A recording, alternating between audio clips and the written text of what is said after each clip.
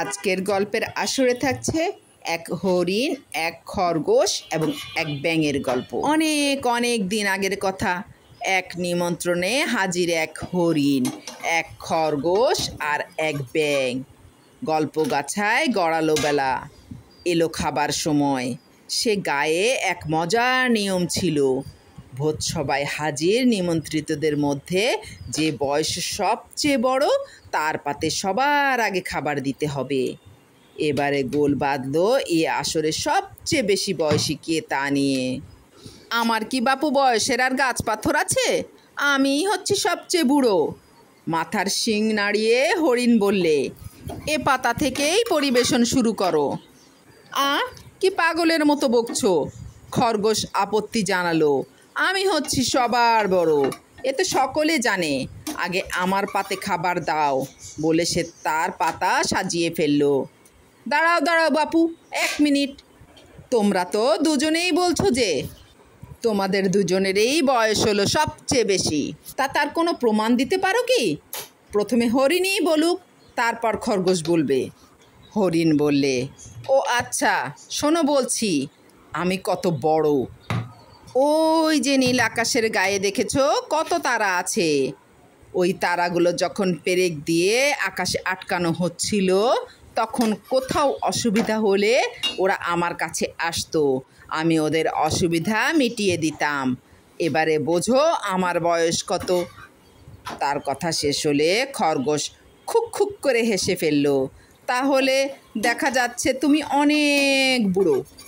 কিন্তু যে মই বেয়ে তোমরা আকাশে তারা পুঁততে উঠতে, সে মই যে গাছের ডাল দিয়ে তৈরি, সেই গাছটা আমার হাতে বসানো। চারা থেকে সেই গাছ বড় হয়েছে, বুড়ো হয়েছে, মই গড়ার মতো শক্তপোক্ত হয়েছে। তাহলে তো বয়সে আমি তোমার ঠাকুরদা। বলেই সে ফের পাতা সাজিয়ে ফেলে খাবার দিতে বলল। এমন সময় ব্যাঙ হঠাৎ ফুপিয়ে ফুপিয়ে কেঁদে উঠল। তা দেখে হরিণ আর খরগোশ থমকে গিয়ে প্রথমে দুজনের দিকে চেয়ে রইল। তারপরে বলল, কি হলো ব্যাঙ, তুমি এমন কেঁদে উঠলে কেন? কেঁদো না ভাই, কেঁদো না। হাতের চেটো দিয়ে চোখের জল মুছে ফেলে ব্যাঙ বললে, তোমাদের কথা শুনে কত পুরনো কথা মনে পড়ে গেল। তোমরা তো জানো আমার 3 ছেলে ছিল, তারা 3 জনেই 3টে গাছ পুঁতেছিল। গাছগুলো বেশ বাহারি হয়েছিল। তা তোমরা যে ওই আকাশে পেরেক দিয়ে তারা বসাবার কথা বলেছিলে না, সেই পেরেক পোতার হাতুড়ির হাতল তৈরি হয়েছিল বড় ছেলের বসানো গাছের ডাল দিয়ে।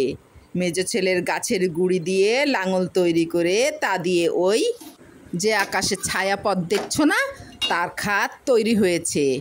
আর ছোট ছেলের গাছের গোড়া দিয়ে তৈরি তুরপুনে চাঁদ আর সূর্যের ঠিক মধ্যিখানের মতো ছেদা গড়া হয়েছে। দুঃখের কথা বলবো কি, এসব কাজ শেষ হবার আগেই বুড়ো হয়ে আমার ছেলেরা সব মরে গেছে। ও হো, সে কবেকার কথা। ব্যাঙের কথা শুনে হরিণ আর খরগোশের মুখে কথা সরে না। তারা চুপটি করে বসে রইল। বুড়ো ব্যাঙ পাতা পাততেই ভোজের খাবার তার পাতে থরে থরে সাজিয়ে দেওয়া হলো।